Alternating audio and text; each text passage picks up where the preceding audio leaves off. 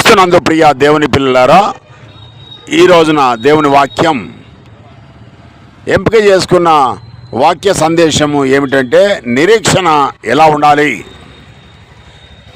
కొరింథీయులకు రాసిన మొదటి పత్రిక 15వ అధ్యాయం 9వ వచనము, ఈ జీవిత కాలం మట్టుకే క్రీస్తునందు నిరీక్షణ గలవారమైతే మనుషులందరికంటే దౌర్భాగ్యులమై ఉందము అంటున్నాడు అపొస్తలుడైన పౌలు గారు.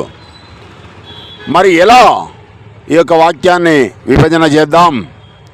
ప్రేమైన దేవుని బిడ్డలారా, మన నిరీక్షణ ఏమై ఉండాలి అని అంటే విశ్వాసము, ప్రేమ, సహనము, భక్తి, నీతి క్రియలు కలిగి క్రీస్తును వెంబడిస్తూ క్రీస్తు లాంటి మనసు కలిగి దేవుని యందు భయభక్తులు కలిగి ఉంచి క్రీస్తును దేవుడు రెండవసారి నాకు నిత్యజీవం ఇవ్వడానికి పంపిస్తాడు అని, నిత్యరాజ్యంలో క్రీస్తుతో పాటు దేవుని సన్నిధిని అనుభవిస్తాను అని నిరీక్షణ కలిగి ఈ లోకంలో జీవించడమే క్రీస్తునందు నిరీక్షణ.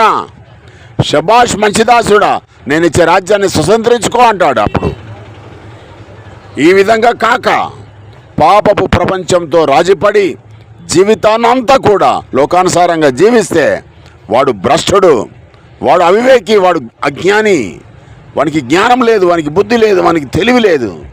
వాడు నరకానికి దారులు వేసుకుంటాడు. ప్రేమైన దేవుని బిడ్డలారా, బుద్ధిమంతుడు పాతాళమును తప్పించుకొని వాళ్ళని పరమనకు పోవు మార్గమును కనుగొనను. ఈ వాక్యం దేవుడు దీవించుగాక.